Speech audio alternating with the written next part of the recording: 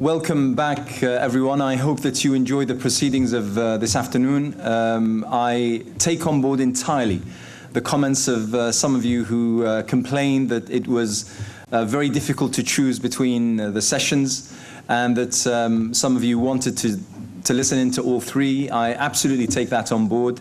If anything, it's an affirmation, if I may take it from my point of view, it's an affirmation that this conference has been successful to an extent, and particularly to the extent of choosing the topics and the themes.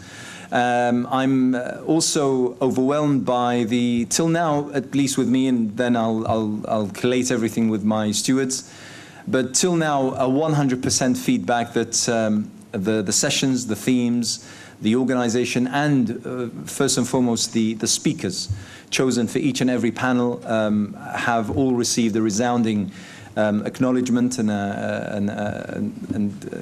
your appreciation, and that is, to be honest, that is the most important element of this conference. I now move to the final session. We are aiming to end by 5, just after 5, maybe a few minutes after 5, and hopefully in the last session we'll try to an extent to sort of bring together most of the ideas of today.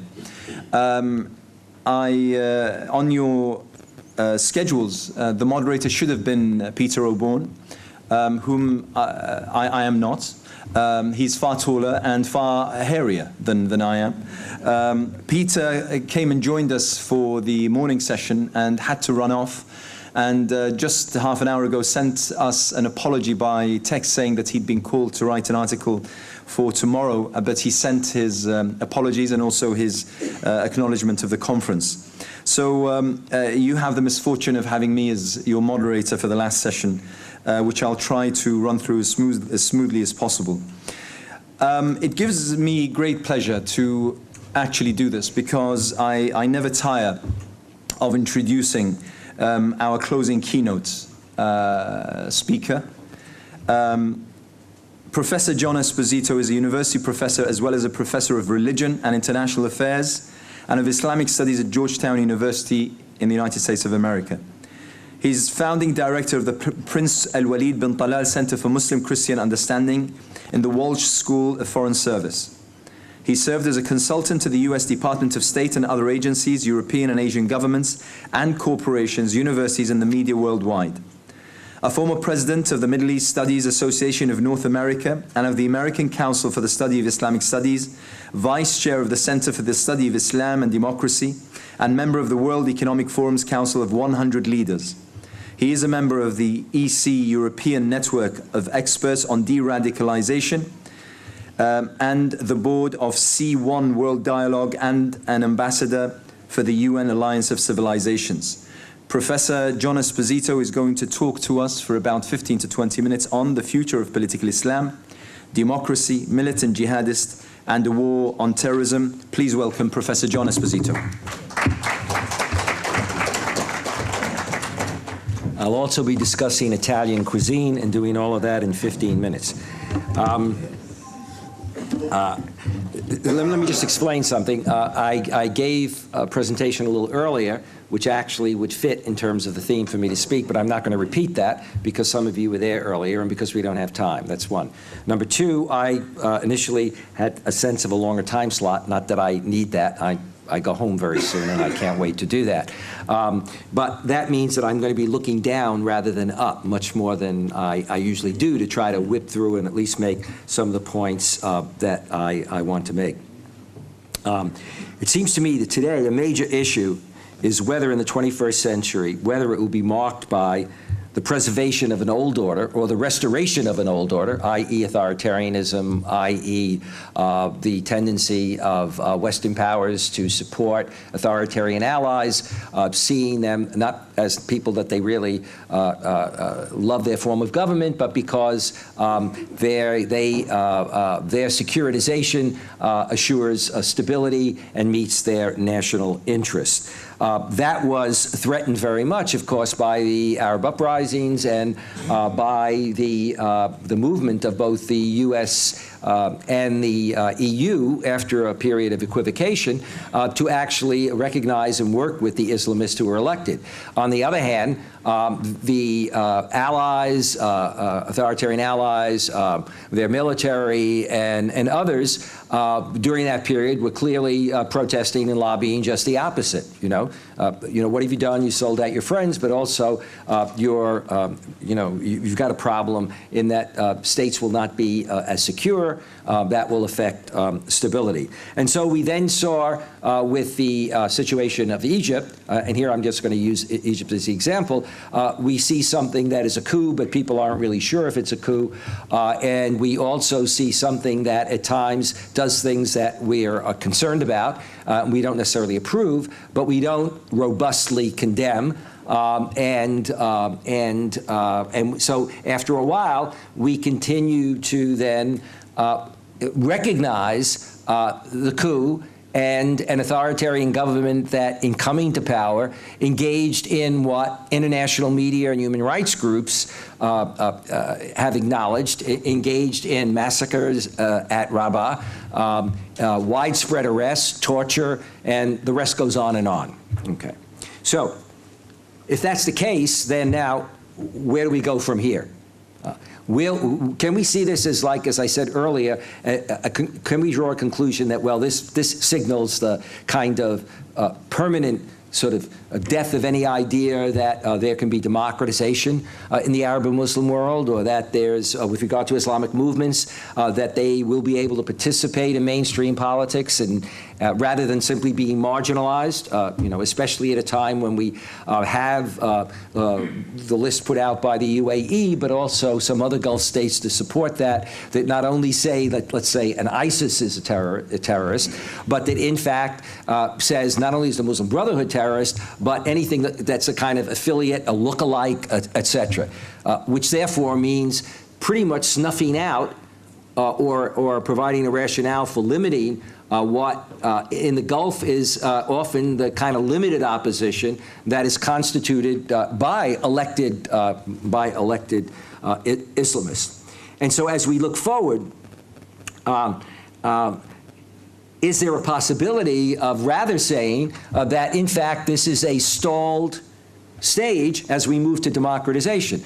Speakers earlier, and since you were in different sessions, you may not have heard, but one or two speakers talked about the fact that if we look at the reality of revolutions and then, if you will, the emergence of democracies, that often, some said decades, it actually is, it's centuries in terms of whether or not the visions of those revolutions, took place. And if I think of the American Revolution was followed by a civil war in which far more people were killed and the Union was threatened.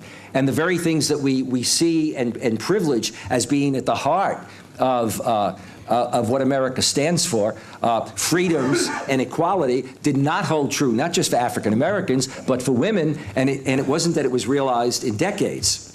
And it's not even that it's sort of totally, fully realized now. And we're still prone, having recognized and addressed the equality of people of certain religious backgrounds and ethnic groups, not recognizing it with new ethnic and religious groups. So we don't want to think, therefore, that if there's a process of democratization, that process is necessarily dead, and that process may not and will not come back, especially when you look at major polling that occurred before, and some after, but it's more difficult, but major polling that actually showed by Pew and Gallup, and I should mention I used to be associated with Gallup, that showed that majorities in the Muslim world wanted democratization. Okay, wanted rule of law, et cetera. Some of that polling doesn't go on now simply because, for example, in the case of one major polling group, the Gallup organization, which set up a center in the Gulf and did great work, and its mandate was to really focus on and get the Gulfy opinion, when, of course, the Arab Spring came and then the fear of it spread, then, in fact, the very people that sponsored that creation weren't exactly going to be wanting to see polls coming out of, let's say, in Egypt or Tunisia, let alone polls coming out from within their own countries or being taken that could reinforce what they feared. That is that if you will, that people would not so much see the movements in Egypt and Tunisia as coming there, but that the ideas would reinforce what, in fact, the hopes and aspirations of certain elements in their own population wanted. So as we go forward, then the question is, can or will institutions of power be redefined or be replaced? Can the culture and values of authoritarianism be transformed into culture and values of democratization? And I think this is really important. Connected with that is the notion of loyal opposition. Someone made the point earlier, and I would just want to tease it out a bit. I usually speak fast, but I'm speaking even faster, but that's okay. It means we get out faster. You get to pray, I go for a martini. But anyway, if my wife were here after, she'd say, I don't believe you say things like that. But I do it because then I call her later and she said, how did it go? And I give her some of my more rich quotes. But, the reality that we have to look at is that if you have a culture and values of authoritarianism, then even the people that come in are going to react a certain way. So on the one hand, people were concerned, many of the activists, and I said that in an earlier thing, in a meeting that we had in Istanbul after the uprisings, they were concerned about two things, however different. The deep state, and saying that they're really, in some ways, the deep state is usually done away with in some of the great revolutions. That is, people get killed, they get imprisoned, they flee. But in fact, you've got a deep state. And then also, where would the U.S. be coming from? But the other side of it is, if you have and have grown up in a culture, then you're going to react the same way often, in an indiscriminate way. I was once asked to chair the meeting of the Sudanese Studies Association, which used to alternate between Sudan and the UK, but they came to the US. My colleague John Vole, who's a Sudan expert, knew exactly what he was doing. Instead of his chairing, he had me chair it. So I thought, what a great honor. And in that session, you had the following discourse. Sudanese come together. It looks like, for the outsider, okay, they all come from the same country. This is an academic. All of a sudden, everything breaks out because you have leftists, secularists, Marxists saying, look at what you Islamists have done to us. We're put in prison, but 20 minutes later they're saying, and when we get in power, you're all going in, Or the situation I had 20 years ago in a North African country, often seen as, more open, et cetera, so, not quite like Algeria, et cetera, and it's not quite Tunisia that I'm talking about.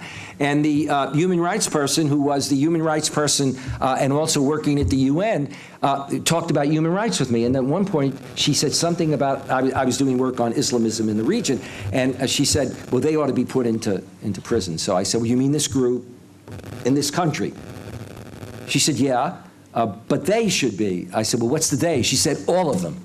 And the key should be thrown away. Now, this is after a long conversation with somebody who had very enlightened notions on human rights, until you got to the exception to that. Of course, you see that in Egypt, when many of our more liberal intellectuals and liberal friends wound up supporting what went on, and even when confronted in conversations where you would say, okay, I know you think that the Islamists are bad and what they're going to do, but in terms of, if you looked at body count, torture, arrests, the massacres at Rabaa, how do you deal? Oh no, that was really bad, but.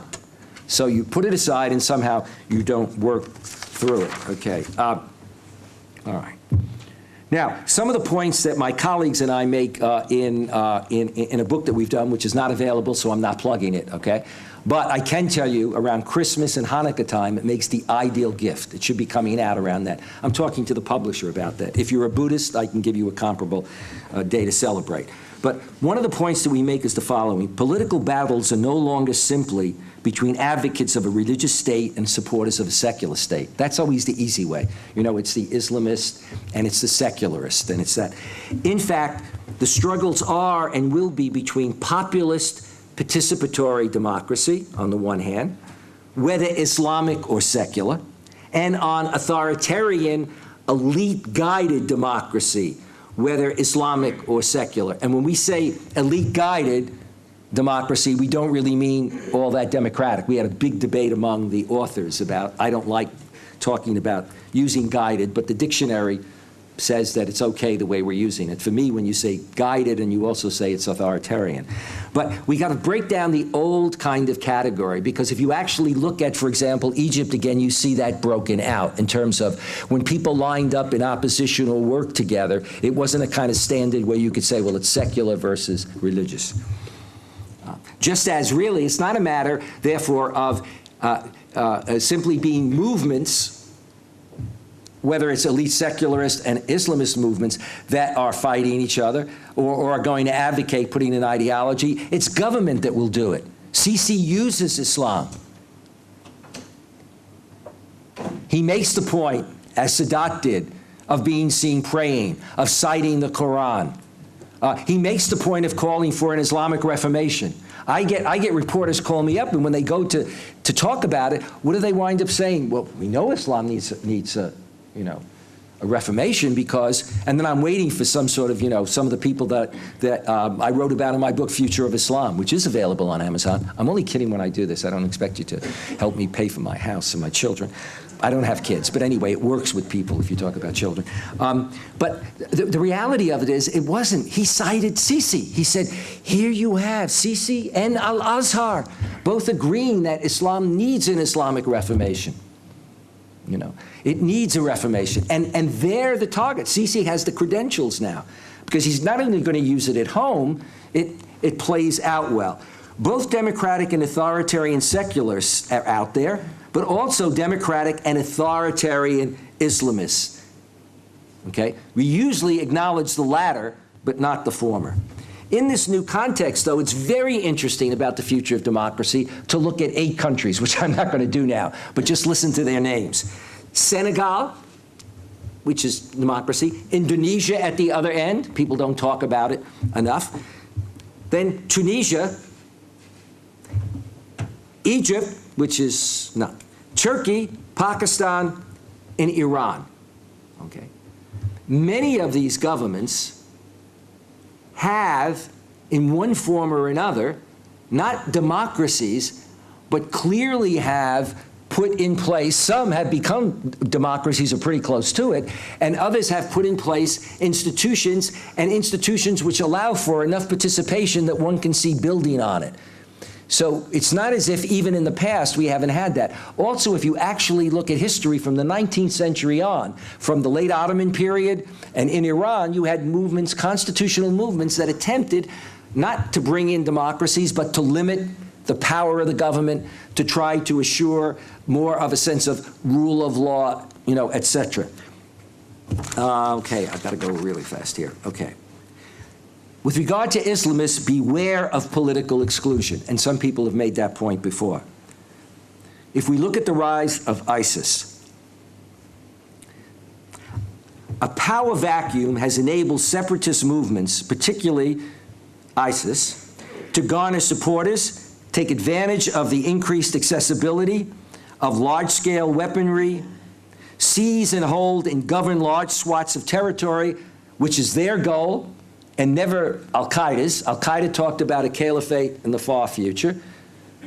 Their approach is to take and seize power and to attract large sums of money, to continue as others did. But to fight either in terms of, if you look at their websites and technology and the way they can advertise and lure people, to use not only the latest technology, but the latest, sort of website building and almost, attractive game, images, only now replacing it, with the triumphant armies, of ISIS. They've been able to trade off the chaos in the region, but they've also been able to trade off the failure of Western governments to sufficiently respond to the underlying grievances that cause these problems. I mean, the reality of it today is that it's not a matter, and I said it earlier, of simply getting religious leaders to sign off on something, of bringing together some Muslim governments to make statements, of Western governments to make statements, and then of sending in, let's say, armies and drones and just figuring we'll blow them to smithereens, because if we don't go with the root causes, there will be a successor to ISIS. I mean, there will, you know. I remember, I'm old enough to remember when people thought with Khomeini that when he lost the Iraq War and you had to swallow the bitter pill, that that was going to discredit and somehow affect the development. And then when he died, of course, that was definite. You know, Dracula had had the spike put through him and was never going to come back again. And so that was going to, kill the movement. And then later on, when people would talk about Al-Qaeda, it would be, well, you know, if that goes away and we begin to say, well, they're breaking apart, and then it was almost as not only can they not resurrect themselves, but the idea that if they broke apart, that would end so-called the threat of global terrorism. And here we are looking at ISIS. Unless we deal with those deep-seated grievances, but dealing with those grievances, of course, are also going to mention that Western governments have to deal with their foreign policies, and their foreign policies that have to do with support for authoritarian allies, that Western governments have to, rethink the way in which they understand Islamist movements. I mean, the simple fact of it is that Western governments have always been ambivalent about movements. When Jerigian, during Bush 41, that's the first President Bush, it took me 2 years to realize what Bush 41 and Bush 43 meant. Now that I know it, I feel like I sound sophisticated. I'd always raise my hand and say, what does it mean? What does 41 and 43 mean? You know? So, okay. So when the first President Bush had what then was a statement made by Jerigian saying the U.S. was willing to look at democratic elections and let any and all players, including Islamists, okay, as long as they didn't believe in one man, et cetera. Jerigian admitted later on they put a policy in place. We do this often. It looks like it's groundbreaking without thinking, suppose we had to implement it. And in fact, with Algeria, we backed off. At the same time that we were criticizing what was going on in Peru, we looked the other way, or as one government official said, a spokesperson said, well, they're just following their traditions. So that's okay. So there's going to have to be a real shift in the way that we think about Islamist movements so that we really look at them not only in their diversity, extreme and not extreme, but look at them in every political context. One can talk about Islamically influenced governments, let's say in Turkey, Tunisia, or in Egypt, but there's a tremendous diversity in terms of how they translate their ideology and how they would implement their ideology. All right, I'm almost done. Okay. Okay, I'll skip that. Okay, all right. All right, the real power, let's say, of the U.S. and the EU is in their ability to not simply construct a new narrative, but also act on that narrative. That is, to construct a new narrative that really does emphasize self-determination, government accountability, rule of law, human rights, but implement it in terms of policies and actions. To the extent that we don't do it, we're falling back into what Haas, Ambassador Haas, who when he was in government, as well as Powell, talked about the recognition that all American governments up to Bush 43, and even Bush 43 in his first term, practiced democratic exceptionalism. And of course, when we then moved away from that, it was when we didn't find weapons of mass destruction, and so democracy became the rationale, but that's another point. Okay, equally important is to avoid what we're now doing, which is retreating to that old narrative and a conventional wisdom. That means that our best choices are securitized states. What that continues to do is look short-term rather than long-term. If we do that, it undermines not just our credibility in a broader region among the mainstream, because remember, in major polling, one thing that you did see in major polling also is that while majorities wanted to see democratization, majorities believed that, A, there was not only a double standard, but that part of that double standard was that the U.S. would not allow a government to come in that it didn't approve of. And you remember Bremer's statement, Ambassador Bremer in Iraq, when there was an issue about law, he said it's not law until I say it's law. I mean, that just reflects that. Also, the language that is now still used, which is, and you see it not only used by governments, but even in popular parlance. I don't know whether this happens in Britain, but throughout my career in the US, people will often, even well-meaning people, will raise their hand and say, should we allow that country to do this? Should we allow? That immediately means there's a power situation here, or other ways in which we talk. Okay, Now, with regard to Islamic movements, I want to move to a comment about what Islamic movements need to do, and then I'll bring this to an end. I give advice to everybody on how to run their life. Okay, all right. Short-term securitization obviously is not going to lead to political stability, but with regard to the future of political Islam, it's tied to several factors. The future or lack of democratization and good governance is an issue, not just in terms of the governance, but in terms of how Islamists, both in their ideologies, when they go to get concrete, project themselves, but also how they act in power. And as I said earlier this morning, if you look at Tunisia, you will see an example which is different than Turkey or in Egypt, but what you will see in Tunisia is a movement that did recognize that the most important thing was national unity, to the point of actually giving up power and actually then constructing an environment in which they could actually suffer the kind of defeat that they did, you know, by not listening to even segments within Ennahda, as well as some segments in the population of saying, look, in like this major election for a number of years, you shouldn't have, as it were, members of the deep state able to run. The question is whether or not the ability of Islamic movements to build on, but not simply cling to the past, and thus transform not only their organizations, organizationally, but their ideologies to respond more effectively to the realities of the 21st century. I think one of the great ironies is that if you look at the Ikhwan in Egypt, one can almost understand the problems that they had. If you function for decades in an authoritarian regime where you're always having to worry about your security, where you feel like you're under siege, and where you don't see a possibility you're going to come to power, that's what you're functioning on. The irony is that when Ennahda had to leave and everybody thought that it wasn't going to come back, you know, given the realities, what did that mean? Many of the people in exile actually learned and grew. If you look at Rashid Ghanouchi's thought over time, if you read Azam Tamimi's book, which was published a number of years ago, and others, you said, right, I get 10% of royalties? Okay.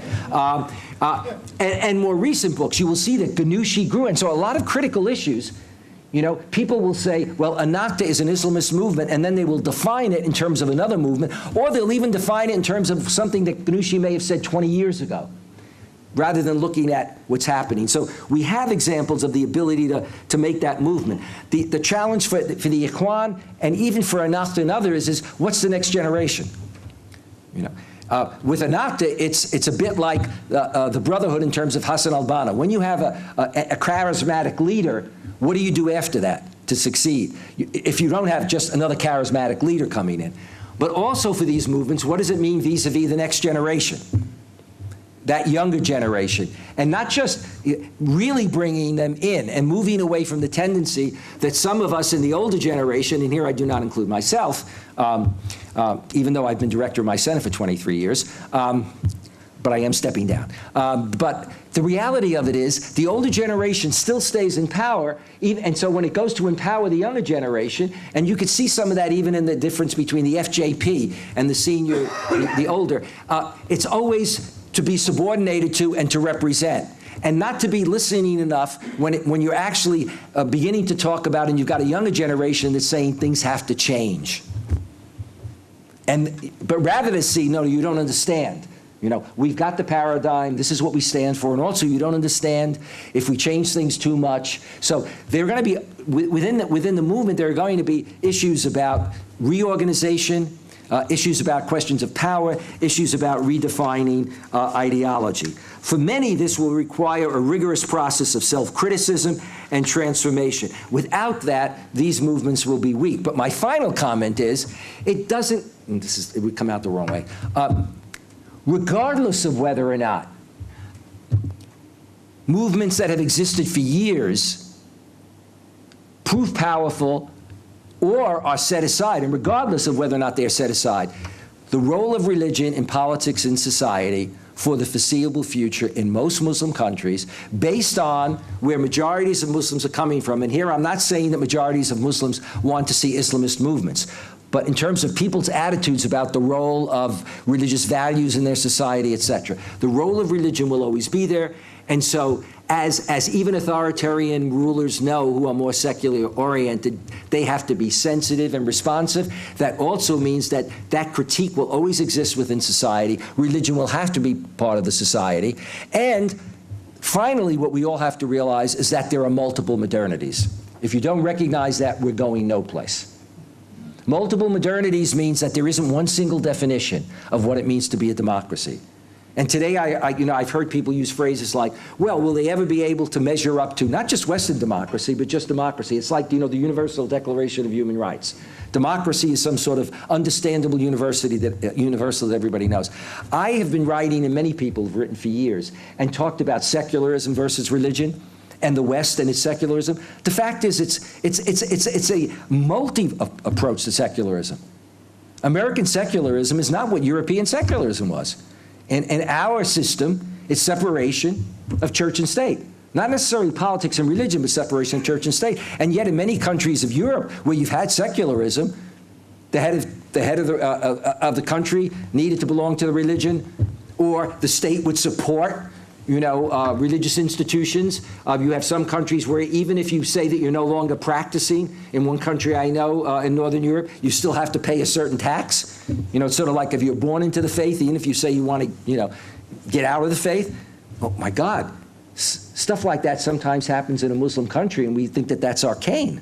You were born Muslim, well, you're always going to have to pay the tax. Or you can't convert, or you can't, So we have got to accept the fact that there are going to be multiple modernities, and what that means is that countries will be very different in the role that they will see culture and religion playing out. And that's why you can have the example, and we'll put aside what Turkey is like right now and not get into any debates about whether or not it's become more authoritarian, but just in terms of the model, that's why you could have people who were seen even after they were elected, and even after they said, well, we're no longer formally like an Islamist group, et cetera, but we're seen as Islamically oriented, accepting Turkish secularism, okay? But redefining that secularism simply in terms of saying we accept it in terms of the institutions of state, but we also believe that that secularism means that it needs to be more inclusive. And that their vision will differ from an Ennahda, which can talk about a kind of civil or civic Islam, and it will differ from someplace else. But we have to recognize those multiple modernities. Otherwise, when we do see religion playing a factor, A, we'll think it's a problem, and B, we will, if we're not careful, line up on the wrong side. Thank you very much.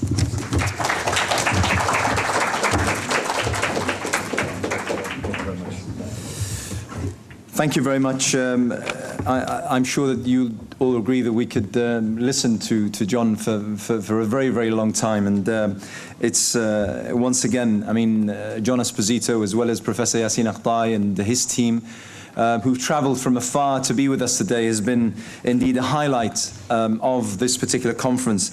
I realize that we're running slightly late.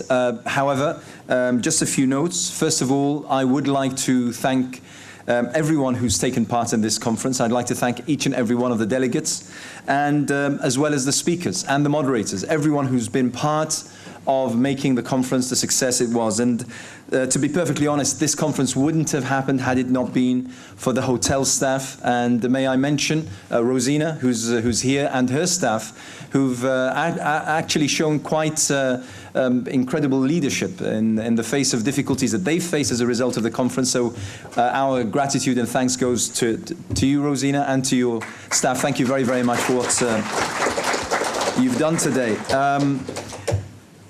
The proceedings, the recordings, many of the pictures that have been taken throughout the day will be on the Cordoba Foundation website in a couple of days' time.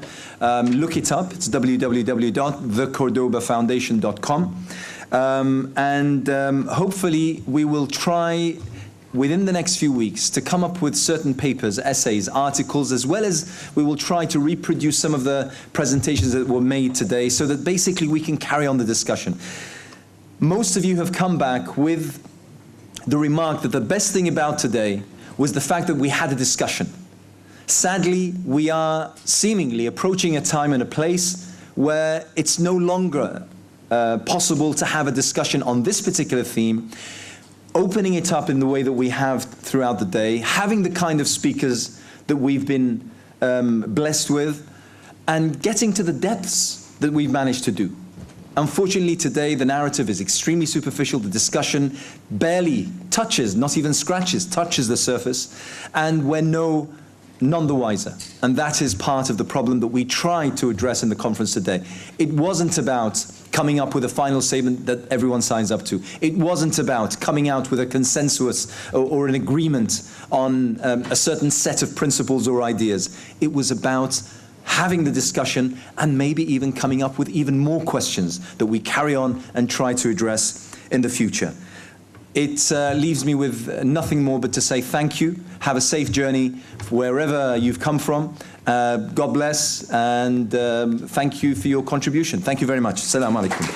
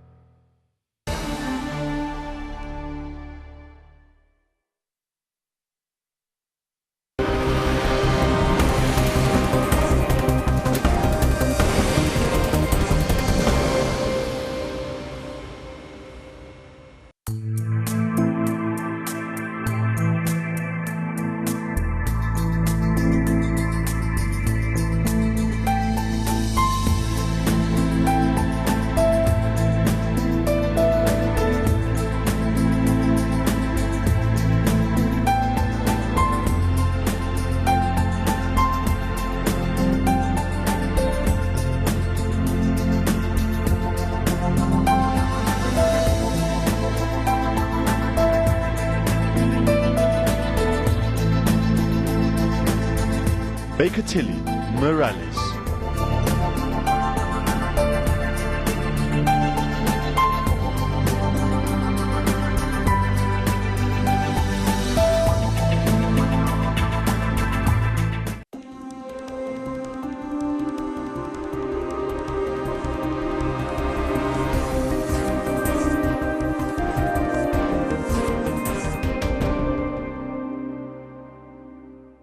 كان الطرف الذي يشد باتجاه المقاطعة وعدم المشاركة كان محتدا للغاية، وكان يلبس القضية قضية مبدأ، لبوس المبدأ ولبوس الحلال والحرام، وهذا هو الذي كان يعني يحز في النفس. أنا المسألة مسألة رأي ومسألة اجتهاد، ليست مبدأ ولا عقيدة. خرجنا بمعادلة، قلنا لهم نطرح فكرة المشاركة بشروط. أنا ثبت لي هذا الكلام، قلت في 97 في ورقة اللي قدمتها، أنه ليس لدى الإخوان خطة للتمكين بإذن الله. كل ما هنالك شعارات وأفكار وأماني وخطب، وكل كلمة تكتب امشي. منذ أن دخلت الإخوان المسلمين وأنا أعتقد أن التمكين لدين الله في ظل منهج سلمي تدرجي لا يكون إلا بالمشاركة الفاعلة في صناعة القرار. وزير التعليم الأردني السابق والقيادي السابق في الإخوان المسلمين في الأردن الدكتور عبد الله العكايلة في الحلقة الثانية من برنامج مراجعات، يعاد بثه في الأوقات التالية.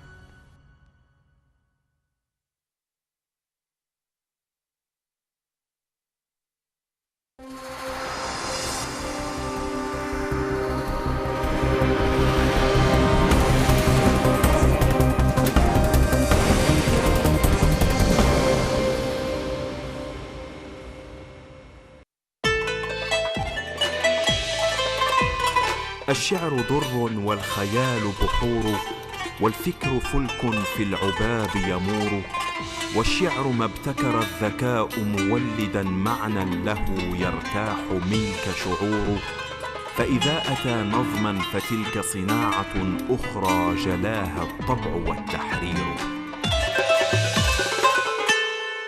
بسم الله الرحمن الرحيم. رحيل. أهدي هذه الأبيات إلى كل الذين اضطروني على توالي السنين إلى الرحيل عن كل أرض عربية أقمت فيها أو زرتها، لأني لم أتنازل عن حريتي وكرامتي وطريقي العربي والإسلامي والوطني الحر المستقل.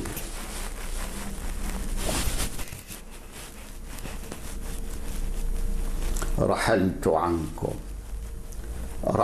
عنكم عليلا ناء بي سقمي، وما تنازلت عن نهجي وعن شممي، أتابع الدرب لا شكوى ولا خور، ولو نزفت على درب الإباء دمي، لا أخفض الرأس ذلا أو مصانعة، هيهات هيهات تأبى ذاك لي شيمي، وكيف أخفض هامي، ويحكم ضرعا وقد وضعت على هام الدنا قدمي، وآثر القلب ورد الموت في كرم، على حياة بلا صدق ولا كرم. الله حسبي إذا ما عقني بلد وضاقت الأرض عن شخصي وعن قيمي، فما أؤمل غير الله من أحد إن عز أمر، ولا أعنو لذي نسمي، الحزن في حبه سهل لسالكه، والخوف أمن وبؤس العيش كالنعم، وأصعب الصعب في عيني أهونه، وأبعد البعد في العينين كالأمم، لا بد لليل أن ينجاب غيهبه، ويشرق الفجر بعد الظلم والظلم، لا بد لليل أن ينزاح غيهبه، ويشرق الفجر بعد الظلم والظلم. رحلت فانتفشوا عجبا بسلطتكم، ولا تعوجوا على دين ولا ذمم، أمشي إلى الغربة الحمراء من دمنا، مشي الشهادة فوق الخوف والألم.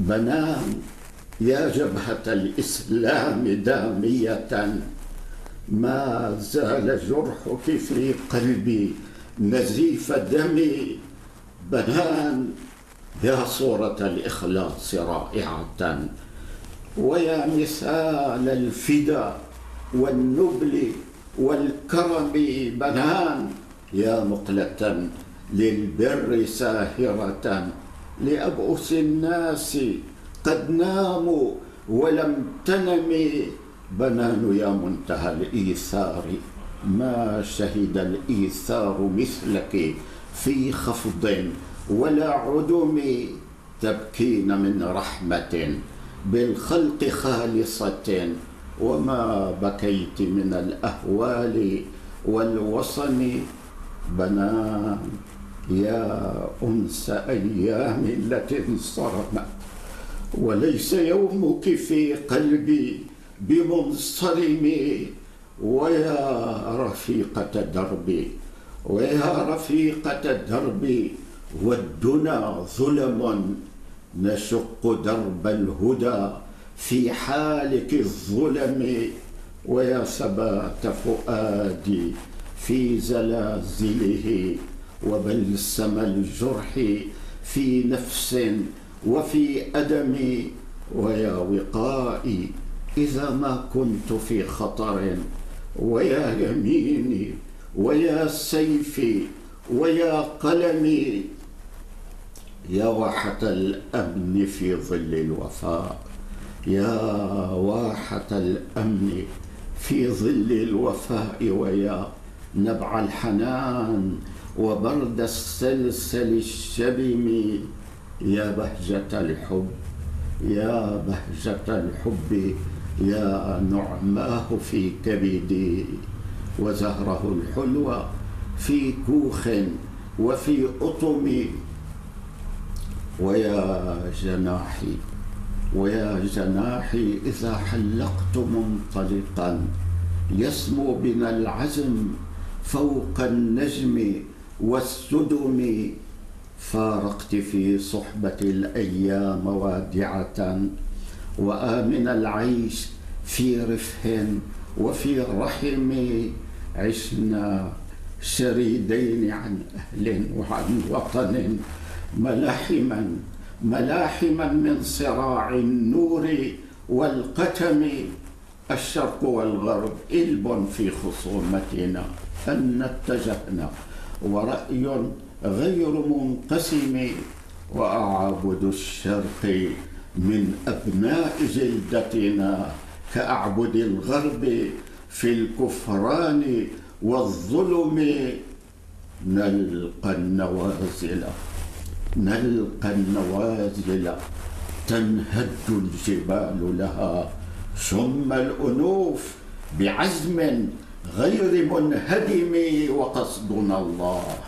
وقصدنا الله لم نشرك به أحدا، ونهجنا الحق لم نرتب ولم نرم، ألوان حرب تقلبنا بجاحمها ما بين مستعلن منها ومنكتم، الكيد يرصدنا في كل منعطف، والموت يرقبنا في كل مقتحم، والجرح في الصدر من أعدائنا نفذ، والجرح في الظهر من صدقاننا القدم، ومدنف الجسم في ترحالنا مزق على الطريق، وألوان من السقم، حتى سقطت على درب الجهاد، وقد عز النصير بلا شكوى ولا ندم، صريعة برصاص الغدر خالدة في مسمع الدهر، ترتيلا بكل فم،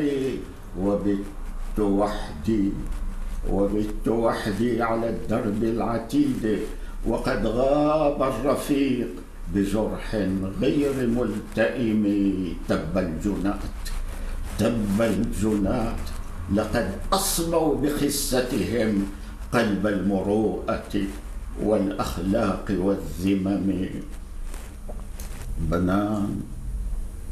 بنان كم حرة في الشام طاهرة لها تقاك وما أورثت من شيم، وكم فتى كم بلاج الحق مفرقه يربي على النجم في هدي وفي شمم، وكم شيوخ وأطفال كأنهم طهر الملائكة والأزهار في الأكم، وكم شيوخ وأطفال كأنهم طهر الملائكة والأزهار في الأكم، أرداهم البغي، فالإسلام في حزن يبكي عليهم بمنهل ومنسجم، حكم البغاة فلا دين ولا خلق ولا بقية إحساس ولا فهم، ما قاربتهم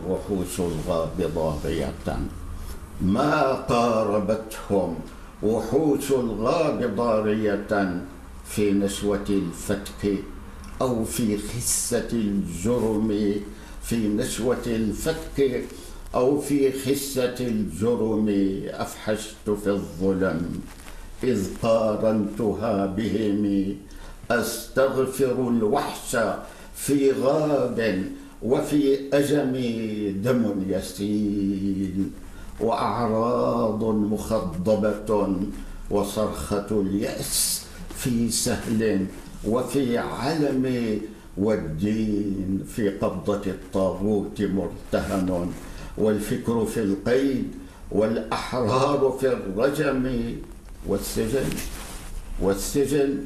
والسجن بحر من الأهوال قد هلكت فيه النفوس وأمواج من الألم والسجن بحر من الأهوال قد هلكت فيه النفوس وأمواج من الألم جهنم وعذاب غير محتشم لكل حر كريم النفس محتشم أن اتجهت ففي سمعي مواجعهم في باسم الفجر أو في عابس الرسم نداؤهم في فؤادي غير منقطع وجرحهم في ضلوعي غير ملتئم عز الرقاد فلا نوم ألوذ به كأن جنبي إذا أغفوا على خزمي فمن يغيث ألا دين ألا خلق من ذا يكون لمظلوم ومهتضم أين الوسائج من دين ومن نسب أين الشهامة في عرب وفي عجم الحق يهتف والإنسان في هلع والدمع ينزف والأكباد في ضرم فظائع ما رأى التاريخ مشبهها في عالم الغاب أو في غابر الأمم والحاكمون بأرض العرب سمعهم عن محنة الحق والإنسان في صمم عمي عن الواجب المهدور بينهم وعن صغائرهم ما منهم بعمي يا للمروءات ماتت في أضالعهم فليس يبعثها شيء من العدم كأنهم من موات الحس ويحهم ضرب من الصخر أو ضرب من الرمم نصب طراطير أقزام وإن لبسوا للناس أثواب هارون ومعتصم نرى بهم كل ما نشكوه من صنم ولا نشاهد فيهم عفة الصنم رحلت والله في الترحال يصحبني والله في غربتي أنسي ومعتصمي رسالة الله ما خلنا أمانتها ولم نبعها لطاغوت ومحتكم والمسلمون وفي قلبي مواجعهم آمالهم شعلة في خاطري ودمي ومحنة الحق والإنسان أحملها أنا توجهت فوق القهر والتهم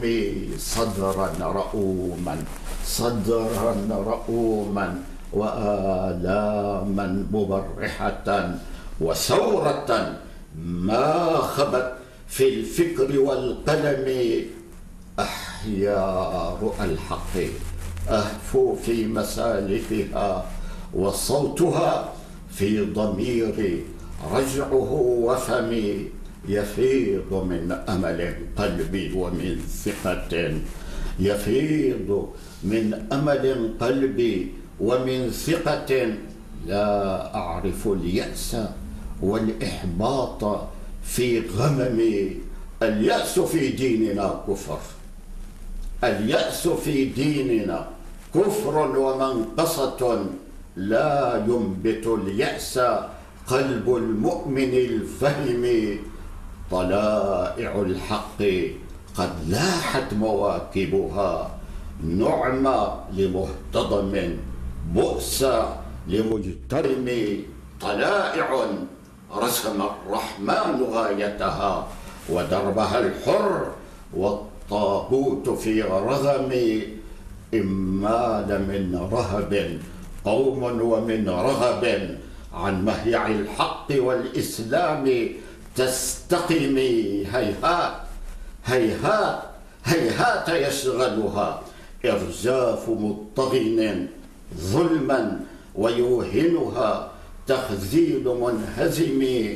نمشي إلى الغاية الكبرى على ثقة، عزم حديد ونهج غير منبهم، وأنفس قد شراها الله. نمشي إلى الغاية الكبرى على ثقة، عزم حديد ونهج غير منبهم، وأنفس قد شراها الله صادقة، أقوى من الموت والتشريد والألم.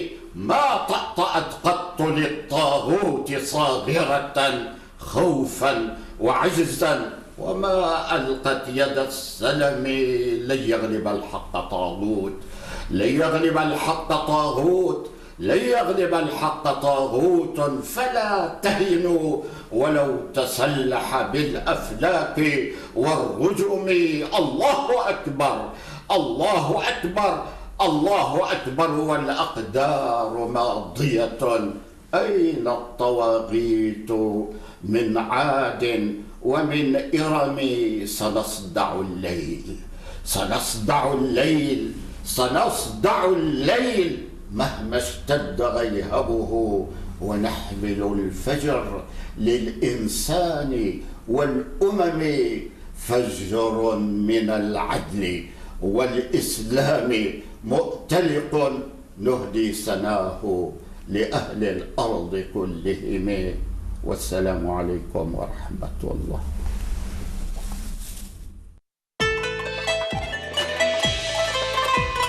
الشعر در والخيال بحور، والفكر فلك في العباب يمور، والشعر ما ابتكر الذكاء مولدا معنى له يرتاح منك شعور.